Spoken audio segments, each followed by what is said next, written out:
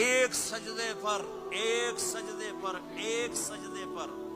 جنت میں اتنا بڑا گھر کہ 60,000 سونے چاندی کے دروازے، ہر سجدے پر جنت میں ایک درخت سونے چاندی کا جس کا نیچے 100 سال گھوڑا دوڑ سکے، ایک روزہ۔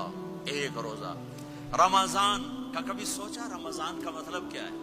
رمضان کو رمضان کیوں کہتے ہیں؟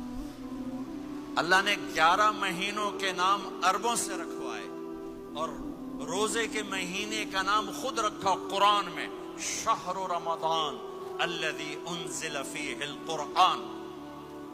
محرم، صفر، ربیع الاول، ربیع الثانی، جمادی الاولی، جمادی الثانی، رجب، شعبان، شوال، ذوالقعدہ، ذوالحج، یہ عربوں نے نام رکھا، اور رمضان پہلے سے رکھا جا چکا تھا، عربوں سے رکھوایا۔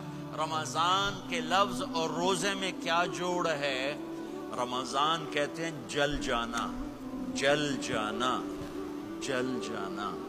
تو اس کو روزے کے ساتھ کیا مناسبت ہے کہ جب کوئی مرد عورت روزہ رکھتا ہے یا رکھتی ہے تو پچھلے 330 دن کے گناہ، آج روزہ رکھا، پٹی تیار ہو گئی، گناہ ڈال کے جلاؤ، دوسرے دن اور گناہ جلاؤ، تیسرے دن اور گناہ، چوتھے دن اور، 30ویں دن سارے گناہوں کو اللہ تعالیٰ جلا کے، راکھ کر کے، ایمان والے مرد عورت کو پاک کر کے، صاف کر کے، آخری رات کہتا ہے جاؤ بخشے بخشائے چلے جاؤ، جاؤ بخشے بخشائے چلے جاؤ۔